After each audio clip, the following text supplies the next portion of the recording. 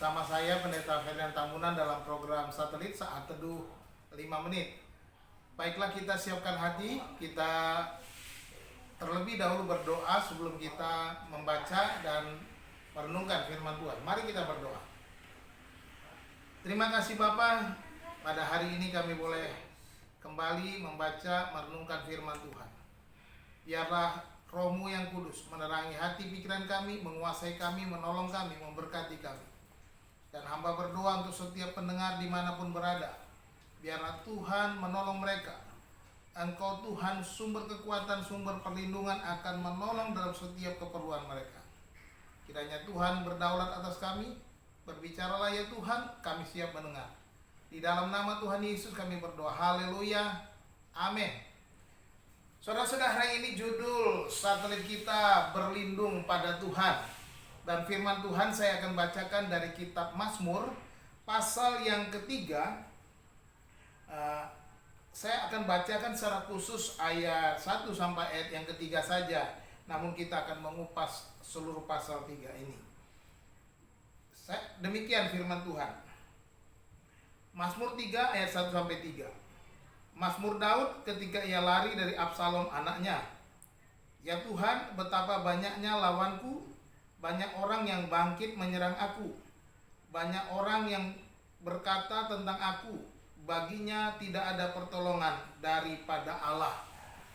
Saudara-saudara dikasihi Tuhan, Mazmur ini dikatakan ditulis oleh Daud ketika dia lari dari Absalom anaknya yang mengkudeta dia di Yerusalem.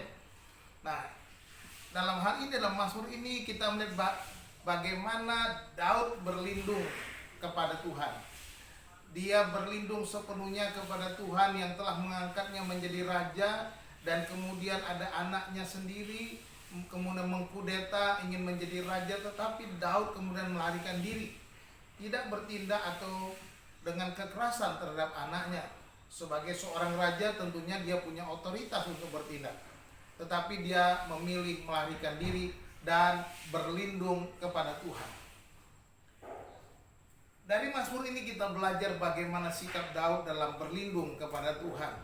Ada 3 hal yang kita harus ingat yang dilakukan oleh Daud dalam berlindung kepada Tuhan. Yang pertama, kita melihat di sini bahwa dia berserah kepada Tuhan. Di dalam ayat yang kedua dikatakan, ya Tuhan, betapa banyaknya lawanku, ya, banyak orang yang bangkit menyerang aku. Daud datang kepada Tuhan, berseru kepada Tuhan, menceritakan semua pergumulannya, menceritakan keberadaannya, menceritakan bagaimana orang-orang yang menyerang dia. Dia katakan, banyak orang yang bangkit menyerang aku. Bahkan banyak orang yang berkata, baginya tidak ada pertolongan dari Allah. Seolah-olah Daud tidak ditolong oleh Tuhan.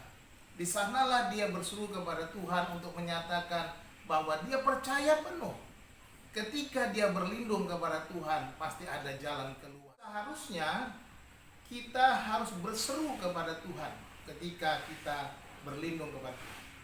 Yang kedua yang dilakukan oleh Daud adalah berserah, pasrah kepada Tuhan, menyerahkan hidupnya kepada Tuhan. Perhatikan dalam ayat yang ke-6. Dia berkata, aku membaringkan diri lalu tidur. Aku bangun sebab Tuhan menopang aku. Dia berserah penuh kepada Tuhan. Dia menyerahkan hidupnya kepada, sehingga dia bisa tidur, bisa bangun, bisa tenang menghadapi musuh-musuhnya. Saudaraku dikasihi Tuhan, di dalam segala keadaan kita yang sulit, baiklah kita berserah kepada Tuhan. Berserah dengan mempercayakan hidup kita sepenuhnya kepada Tuhan, bahwa dia akan memberikan kita rasa aman, rasa nyaman, sekalipun ada musuh-musuh yang menyerang kita, ingin melawan kita. Inilah yang dilakukan Daud. Dia berseru, dia berserah. Dan yang ketiga, dia juga berharap kepada pertolongan Tuhan. Ayat yang ke-8 dia berkata, bangkitlah Tuhan, tolonglah aku ya Allahku. Ini menunjukkan bahwa harapannya dipasrahkan, dipercayakan kepada Tuhan. Dia berkata, tolonglah aku ya Allahku. Dia mau supaya bukan dengan kekuatannya dia melawan Absalom anaknya, Bukan dengan tentaranya dia bisa mengalahkan Absalom anaknya, tetapi dia mau Tuhan yang bertindak dengan cara Tuhan sendiri.